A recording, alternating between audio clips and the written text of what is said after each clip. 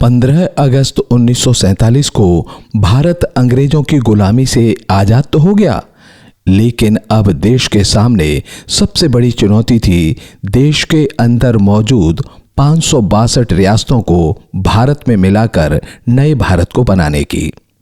देश की 562 रियासतों को ये छूट थी कि वो भारत या पाकिस्तान में से किसी भी देश में विलय कर सकती हैं। देश की इन रियासतों को भारत में विलय के लिए गृह मंत्री सरदार वल्लभ भाई पटेल की जिम्मेदारी थी।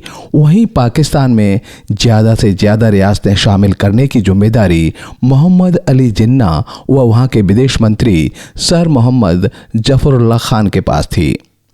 सरदार पटेल ने इन रियासतों से बात कर भारत में विलय के लिए एक विभाग बनाया, जिसके सचिव वरिष्ठ अधिकारी बीपी मेनन को बनाया गया। भारत और पाकिस्तान दोनों ही देश प्रयास ये कर रहे थे कि ज्यादा से ज्यादा रियासतों को अपने देश में शामिल कर सकें। बहुत सी रियासतों को राजा महाराजाओं ने आसानी से भारत में विलय करा दिया, लेकिन कुछ रियासतों से जिन्ना व सर जफरुल्लाह खान गुप्त रूप से बातचीत कर रहे थे और उन रियासतों में जैसलमेर, बीकानेर, जोधपुर रियासतें भी शामिल थीं। इन तीनों रियासतों के उस समय के राजाओं ने जिन्ना व सर जफरुल्लाह खान के साथ गुप्त मीटिंग की। जोधपुर की तरफ से महाराजा हनुमंत सिंह, बीकानेर की तरफ से महाराजा सादुल सिंह और जैसलमेर की तरफ से युवा महाराज कुमार गिरधर सिंह जी शामिल रहे। जिन्ना ने इन तीनों रियासतों को अपने हस्ताक्षर युक्त खाली कागज दे दिया कि आपको जो भी शर्तें लिखनी हैं लिख लो। यहां तक कि यह भी कह दिया गया कि आप चाहो तो पाकिस्तान के राष्ट्रपति, प्रधानमंत्री या मंत्री भी बन सकते हो। आप जो भी पद चाहते हो हम देने को तैयार हैं। इन रियासतों में जोधपुर व बीकानेर हिंदू बाहुल रियासतें थीं, जबकि जैसलमेर मुस्लिम बाहुल थी। जिन्ना को जैसलमेर पर तो पूरा भरोसा था कि ये रियासत तो पाकिस्तान में शामिल हो ही जाएगी, पर जोधपुर और बीकानेर पर संशय था। लेकिन जब बातचीत हुई तो जोधपुर और बीकानेर लालच में आ गए, लेकिन जैसलमेर के महाराज कुमार गिरधर सिंह ने जिन्ना से सवाल किया कि हमारी रियासत में 90% मुस्लिम हैं और पाकिस्तान में विलय के बाद यदि हिंदू मुस्लिम में दंगा हो गया तो क्या आप हिंदुओं का साथ देंगे? जिस पर जिन्ना ने हंसकर टाल दिया। लंबी बातचीत के बाद बड़े पद का लालच भी दिया गया और अंत में जिन्ना धमकी देने पर उतारू हो गया। लेकिन जैसलमेर के युवा राजकुमार गिरधर सिंह जी वीर पुरुष थे, बिल्कुल नहीं डरे और जैसलमेर का पाकिस्तान में विलय न हो सका। जैसलमेर के मना करने के बाद जोधपुर व बीकानेर ने भी उस समय पाकिस्तान में विलय पर हस्ताक्षर नहीं किए और मीटिंग ये कहकर समाप्त कर दी गई कि हम अपने सामंतों से चर्चा करने के बाद कोई निर्णय लेंगे। उस समय तक भारत सरकार का गठन हो चुका था और सरदार वल्लभ भाई पटेल ने अपने गुप्तचर विभाग को रियासतों की गतिविधियों की जानकारी करने के लिए गुप्त रूप से सक्रिय कर दिया था।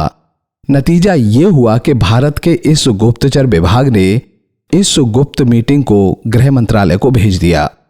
गृह मंत्रालय ने आर्मी के बड़े अफसरों को गुप्त रूप से इन रियासतों में तैनात कर दिया और साफ निर्देश दिया गया कि यदि कोई महाराज भारत से गद्दारी कर पाकिस्तान में विलय करने की कोशिश करे तो उसे तुरंत हिरासत में ले लिया जाए।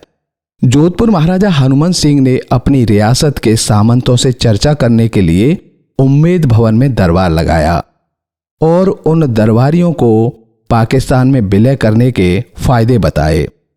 महाराजा हनुमंत सिंह के इस निर्णय से सब दरबारी स्तब्ध रह गए, लेकिन महाराजा के सामने कोई भी मुंह खोलने को तैयार नहीं हुआ। तब हिम्मत करके एक सरदार ने कहा कि तुम्हारे काकुसा जो कि भारतीय सेना में कर्नल हैं, उनसे सलाह कर ली जाए। महाराजा हनुमंत सिंह के काकुसा सुल्तान सिंह उस समय छुट्टी पर जोधपुर आए थे, या गृह विभाग ने उनको तैनात किया था, ये अभी स्पष्ट नहीं है।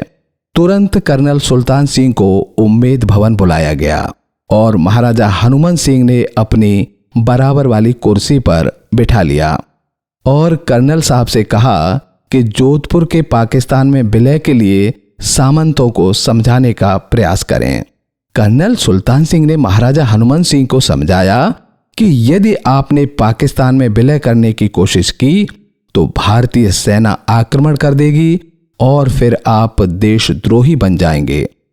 लेकिन हनुमान सिंह ने कहा कि हमारे पास इतनी सेना है कि भारतीय आर्मी को 24 घंटे रोक सकती है और उसके बाद पाकिस्तान आर्मी बाड़मेर के रास्ते जोधपुर पहुंच जाएगी और हम पाकिस्तान में आसानी से विलय कर जाएंगे।